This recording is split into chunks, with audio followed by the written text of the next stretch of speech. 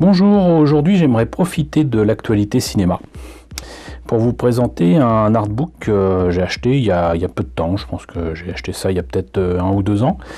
Un artbook qui est pourtant sorti, si je me rappelle bien, en 2016 chez Glénat. Donc c'est un artbook français, mais qui est la reproduction, mais en français, à l'identique d'un artbook qui était sorti au Japon en 2014. Et comme vous le voyez, donc, je veux tout simplement profiter de l'actualité autour de Battle Angel Alita, pour plusieurs raisons. La première, c'est que visiblement, il y a beaucoup de personnes qui ne comprennent pas pourquoi ce film s'appelle Battle Angel Alita et non pas Gunm. Beaucoup de personnes ne comprennent pas pourquoi les Américains et notamment James Cameron se sont mis à la tâche de faire cette version live de Gali, enfin de Gunm. Et puis en plus, ça permettra de montrer quelques belles pages, quelques belles illustrations de ce bouquin. Et de rappeler que j'ai d'ailleurs une figurine en résine à faire, et même si elle n'est pas d'origine japonaise et qu'elle a beaucoup de défauts, elle représente quand même Gali dans sa tenue de motorball. Donc c'est quand même relativement intéressant. Donc ce bouquin, comme je disais, est sorti au Japon en 2014 et sorti en 2016 en France. Il s'agit de Ars Magna, l'art de Yukito Kishiro. Et je l'ai acheté a priori à 23,45 € et je pense qu'en fait c'était moins cher que ça, sinon je ne l'aurais pas pris. Certainement qu'il y avait disons peut-être 10% dessus, donc ça devait faire dans les 20 €. Quoi qu'il en soit, ça les mérite vraiment, et je l'ai pris tout simplement parce que je me suis dit que ça serait l'occasion d'avoir les illustrations en couleur de cet auteur de manga que j'aime beaucoup et que je suis depuis presque 30 ans, puisque voilà. Yukito Kishiro, ça fait presque 30 ans qu'il est dans le métier, et j'avais découvert même en fait Gunm dans la version comment dirais-je, avant qu'il y ait des recueils, quoi, dans la librairie Junku, donc ça commence franchement à dater. Et moi par contre j'ai découvert en fait Gunm non pas sous le titre de Gunm mais de Battle Angel Alita, Battle Angel Alita étant le titre américain, le titre que vise à utiliser pour l'édition américaine et anglaise. Ils ont changé des noms,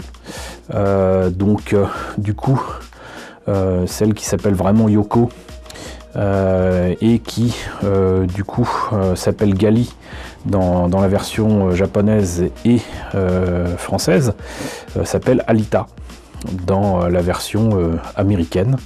Et sinon c'est bien évidemment la même histoire, mais il y a quand même quelques petites choses qui changent. Et pourquoi James Cameron a sorti ce film avec Robert Rodriguez? C'est simplement que en fait, à peine le manga sorti aux États-Unis, James Cameron est tombé amoureux de ce titre, est tombé amoureux de ce que racontait Yukito Kishiro, et a acheté immédiatement les droits de l'adaptation cinématographique de ce qui donc s'appelait aux États-Unis Battle Angel Alita. Donc il a signé pour Battle Angel Alita avec Viz et pas avec l'éditeur original sur Gunm.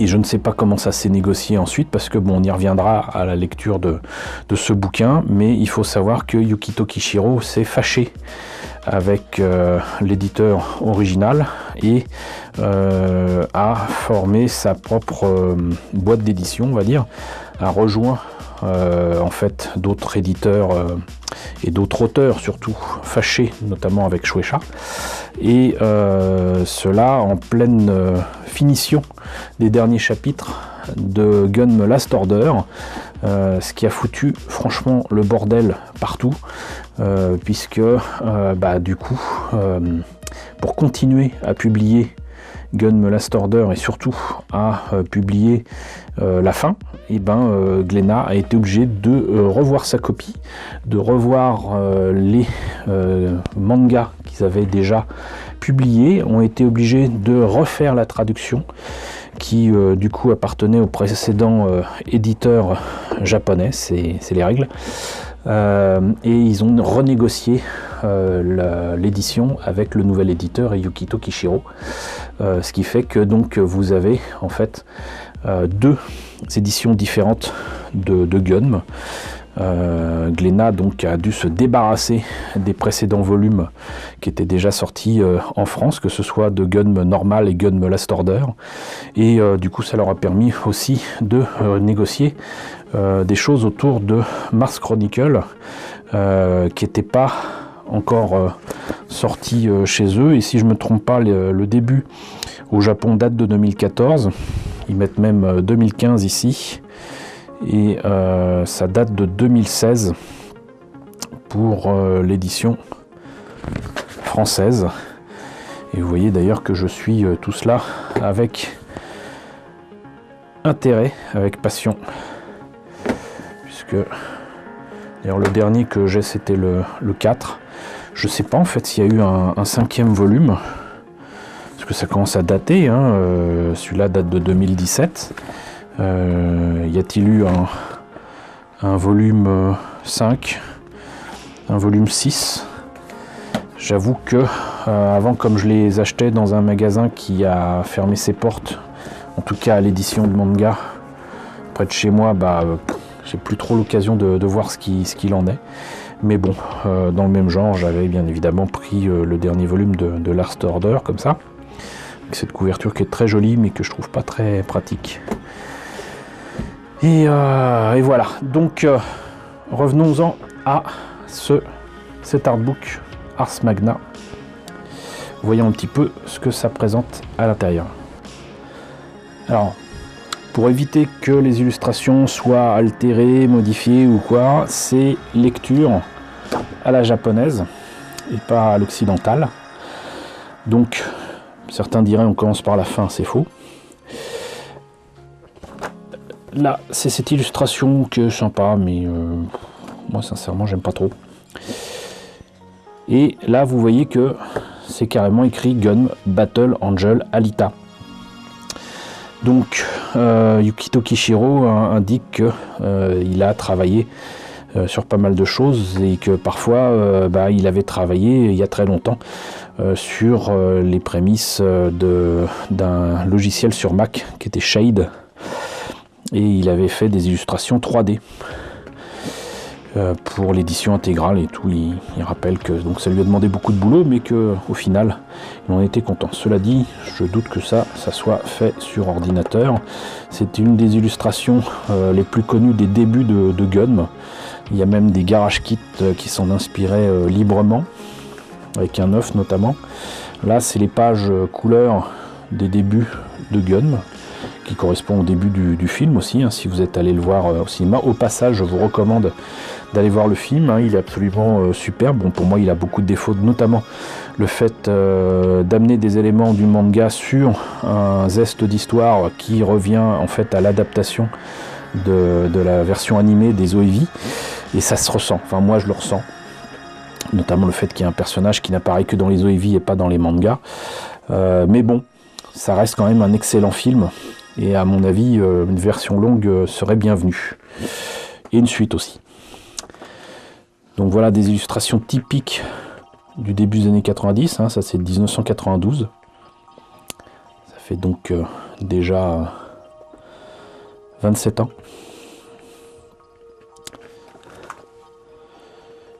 Et là c'est fou quand même, je vois là quand même la différence de style entre les débuts ici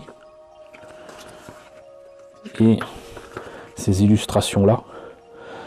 On dirait presque que c'est plus le même gars. Enfin, moi je préfère ces illustrations là à ces toutes premières qui faisaient un petit peu amateur, on va dire. Mais là 1993, un an plus tard, c'est plus la même chose, plus du tout la même chose. Là par contre on sent que ça a été refait sinon à l'aérographe, sinon effectivement sur ordinateur. Et là voilà, ça c'est franchement magnifique. Là voilà, là on a vraiment le Gunm que j'aime et que j'apprécie. Voilà, regardez-moi ça, c'est dégradé, Cette gestion de la couleur, du mouvement, du drapé, impeccable. Impeccable. Ça j'aime un peu moins. Et ça c'était en fait pour une nouvelle édition, mais il me semble que c'est une image aussi qui a été reprise pour les OEV avec Manga Vidéo, mais peut-être que je me trompe.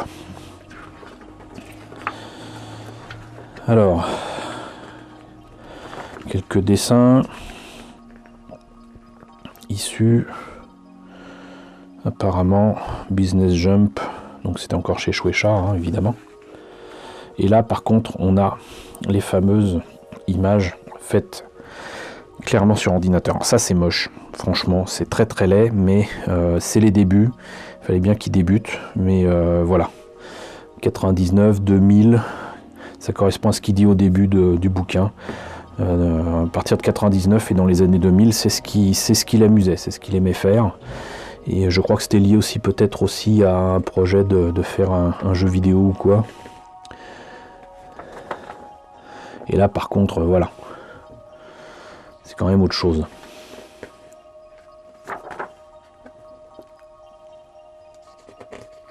Je me rappelle pas avoir jamais vu cette illustration que ce soit.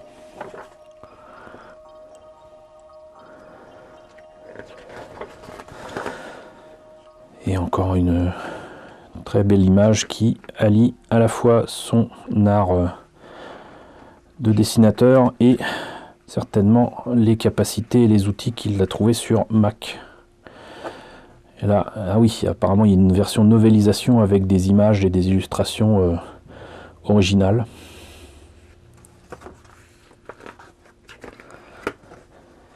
Ici c'est d'ailleurs un hommage à un comics que je ne connais pas.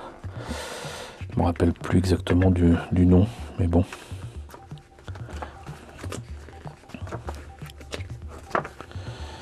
Et après on passe à un manga qui est assez peu connu du public, qui est Aqua Knight, qui n'a pas duré. C'est bien délire. Pour moi c'est très proche des délires de Conan le Fils du Futur. Conan le Fils du Futur, mais version, on va dire, comment ça s'appelle déjà? Waterworld. Voilà, et ça avait été publié, il me semble aussi chez Glénat. Là, on se retrouve enfin avec Gun Last Order.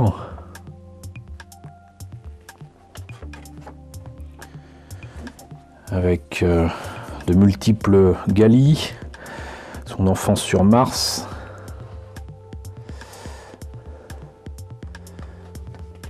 Zeist, entre guillemets, on peut dire que c'est son frère quelque part, mais en fait c'est une espèce de copie. C'est complexe quand même hein, à expliquer tout ça. Mais voilà, ça c'est juste superbe. Ajouter des personnages qui sont de vrais vampires immortels. En plus des cyborgs qui quelque part peuvent l'être aussi. Voilà, là c'est carrément un autre niveau. Vraiment un autre niveau. Illustrations qui ont déjà 10 ans, 2009.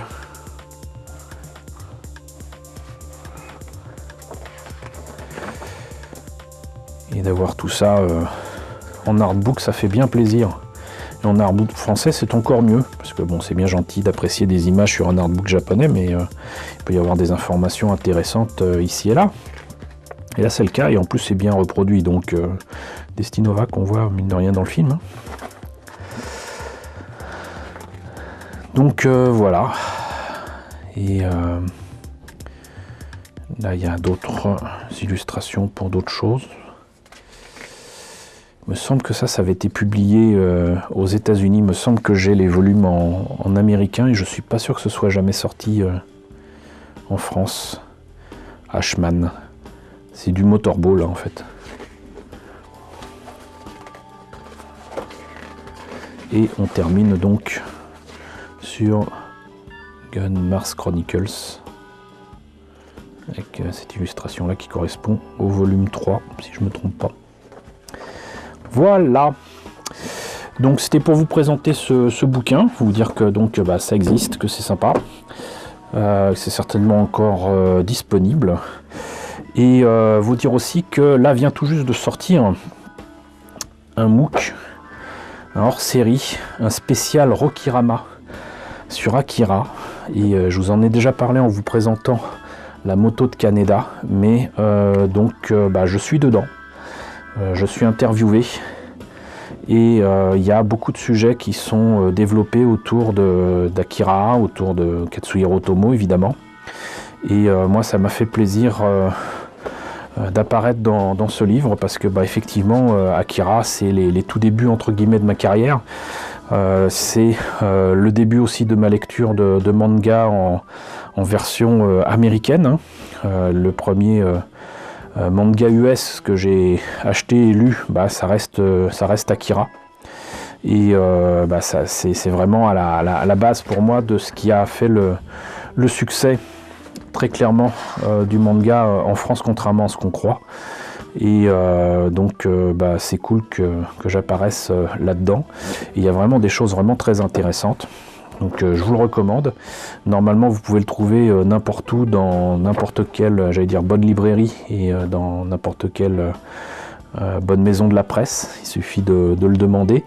Il vous en coûtera quand même presque 15 €, hein. C'est 14,95 €, c'est pas donné, mais c'est presque un artbook, hein. Et franchement, c'est pas du n'importe quoi. Pas parce que j'apparais dedans que je le dis, hein, je le pense. Et sinon, j'en profite pour vous signaler que je serai également ce week-end, enfin plus exactement de vendredi qui vient à dimanche prochain. Donc si je ne me trompe pas, les 22, 23 et 24 février, je serai présent au Japan Tour Festival. Et à Tours, bien évidemment.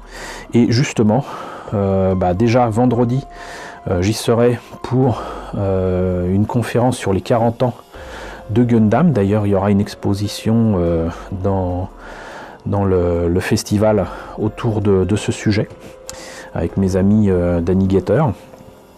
Et le vendredi, je vous y retrouverai bien volontiers donc, pour parler de tout ça. Je vais vous mettre une belle illustration ici pour que ça vous marque dans les mémoires.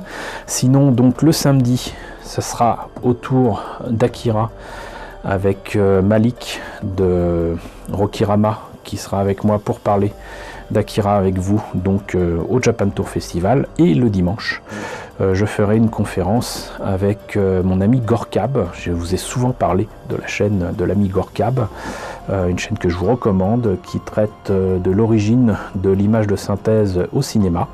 Et on avait fait une émission ensemble autour de l'image de synthèse dans l'animation japonaise. Et justement, on en profitera pour parler justement de ce sujet-là, d'Akira justement. Mais aussi de Gundam. Les technos de ce court-métrage ne seront pas du tout utilisés sur le film qui va suivre, un certain Gundam Charge Counter Attack. Qui a dit Gundam? Mais qui me parle là? Enfin, c'est moi, quoi. Non, ça va être très difficile à la voix, seul. Eh bien, regarde donc dans ce laserdisc. Bah quoi? Qu'est-ce qu'il a, ce laserdisc? Yvan West-Laurence, l'ancien rédacteur en chef du magazine Animeland? Mais qu'est-ce que tu fous dans mon laserdisc? Bah, tu m'as appelé, non? Non, j'ai juste dit que j'allais parler de Gundam. Oui, donc tu m'as appelé. Mais ils ont quoi, les gens sur YouTube, avec les mots-clés? T'as besoin de moi, alors? Ouais, c'est vrai que j'y connais rien en Gundam. Allez, pourquoi pas. Mais comment tu vas faire pour venir? T'habites pas genre super loin? Non, mais je suis déjà là, en fait. Mais comment ça, t'es déjà là? Donc vous savez tout. J'espère vous voir nombreux à Tours ce week-end. J'espère que vous procurerez ce beau Rokirama. Et n'oubliez pas que vous pouvez aussi vous fournir ce bel artbook de Yukito Kishiro publié chez Glénat. Voilà, écoutez, j'espère que cette présentation vous aura intéressé. N'hésitez pas à me dire ce qu'il en est dans la section commentaires. N'hésitez pas à liker. N'hésitez pas à partager, n'hésitez pas à vous abonner si ce n'est pas déjà le cas. Coucou aux nouveaux abonnés qui nous ont rejoints, nombreux ces derniers temps. Merci à vous d'être là. Coucou aux grands anciens. Merci à tous de votre soutien, merci à tous de votre fidélité. Et je vous dis donc à bientôt pour la présentation certainement d'un nouvel ouvrage.